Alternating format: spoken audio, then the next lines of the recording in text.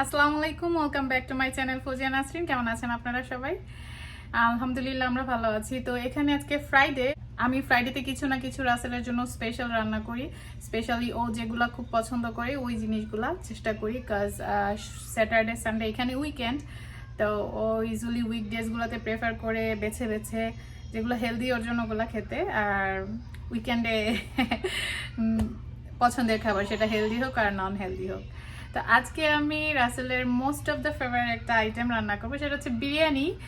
এবং খুবই সহজে আমি এই বিরিয়ানিটা বানাই, আমি আমার কয়েকটা ব্লগে এর আগেও দেখিয়েছি। আজকে যেহেতু রান্না করছি তো ভাবলাম আপনাদের সাথেও শেয়ার করি।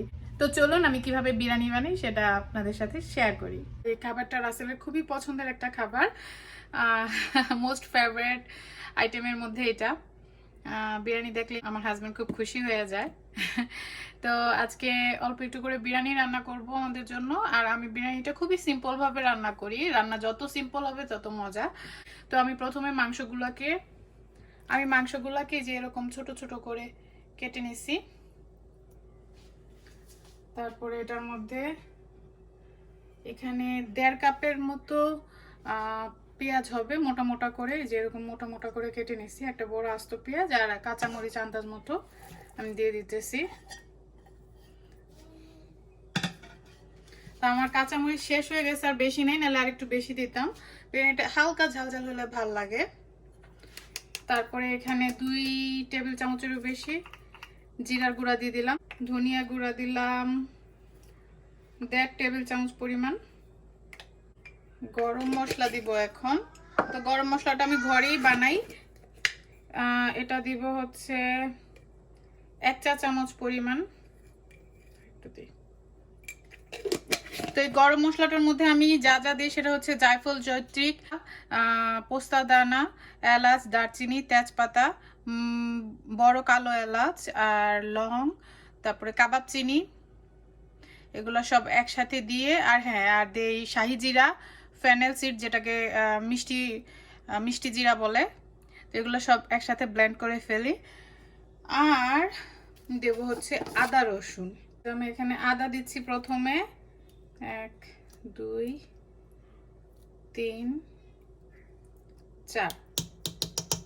4 টেবিল স্পুন আদা দিলাম। আর রসুন দেব 2 টেবিল স্পুন। রসুন খুব বেশি লাগবে না, তাহলে রসুনের স্মেলটা কভার করে ফেলবে, রসুন এমনিতেই স্ট্রং। আর দিব হচ্ছে সরিষার তেল। সরিষার তেলটা 1 কাপের মতো দিব। বিরিয়ানিতে সরিষার তেল দিলে বিরিয়ানি এমনিতেই মজা হয়। তা আমি এখন এগুলাকে ভালো করে মাখায়া নিব, তারপরে চুলাটা জ্বালায় দিব।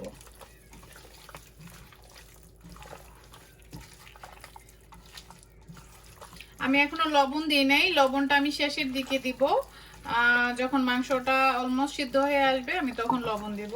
আমি রান্না করার শেষের দিকেই লবণ দিই সবসময়, শুরুতে দিই না, তাহলে লবণের পরিমাণটাও ঠিক থাকে, আর যে কোনো জিনিস রান্না করলে সেটা সিদ্ধ হয় বেশি সুন্দর করে।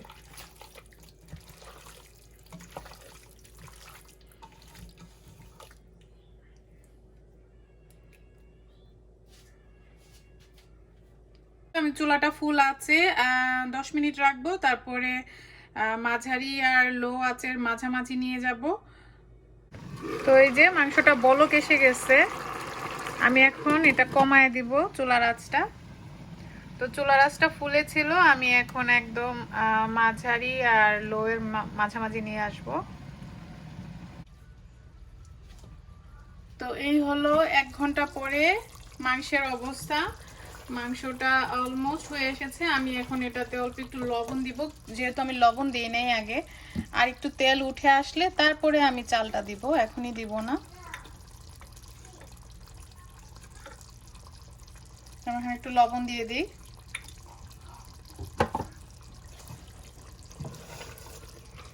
তেলটা উঠে আসলে আমি আলু দিব কেটে, আর হচ্ছে চালটা বসিয়ে দিব। তো যেখানে আলুগুলা হতে সময় লাগে না, তাই আমি আগে আগে আলু দেই নেই, গলে যাবে।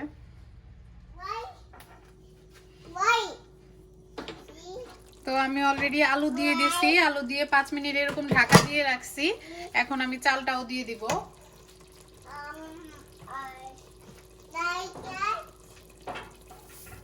আমি এই মাংসগুলোতে 2.5 কাপ পরিমাণে চাল নিছি। আমরা দেখা গেছে বিরিয়ানিতে মাংসের পরিমাণটা বেশি রাখার চেষ্টা করি, চালটা একটু কম দেই, তাহলে ব্যালেন্স হয়। আমি চালটা অলরেডি ধুয়ে ঝরায় রাখছিলাম, তো আমি এখন এটা দিয়ে দিব।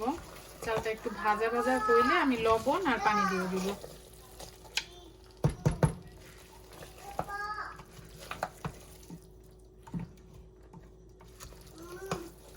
খুবই সিম্পল, অনেকগুলা পাতিল ভরাইতে হয় না একদম। মানে আমি শুরুতেই বড় একটা পাতিলে রান্না করছি, এর জন্য মাংস অল্প মাংস, যাতে আমি এটার মধ্যেই বসাই দিতে পারি। আমি এইভাবেই করি। আমি লবণ দিয়ে দিতেছি আন্দাজ মতো। আর আজকে আমার কাছে কেওড়া নাই, আমি ইউজুয়ালি বিরিয়ানিতে কেওড়া দেই, তো আমি হয়তো অল্প একটু গোলাপ জল দিব, বাট কেওড়াটা দিলে বেশি ভালো লাগে, কেওড়ার পানি। আমি এক হাত দিয়ে করতেছি, এর জন্য পাতিলটা নড়তেছে, কারণ বাবু আমার কোলে, আমি ওরে কোলে নিয়েই রান্না করতেছি।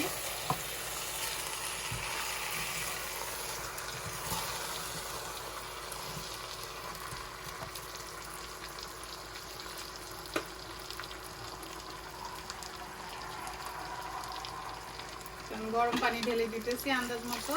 আমি এখানে 2.5 কাপ চালে 3 কাপের মতো পানি দিয়েছি, খুব বেশি দেই নাই।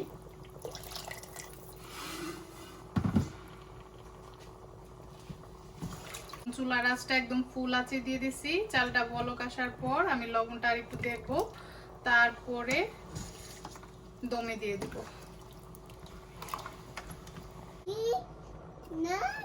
তো চালটা বলক আসতে আসতে আমি অল্প একটু গোলাপ জলের পানি দিয়ে দিতেছি, বেশি দেওয়ার দরকার নাই, তাহলে গন্ধটা কাভার করে ফেলবে।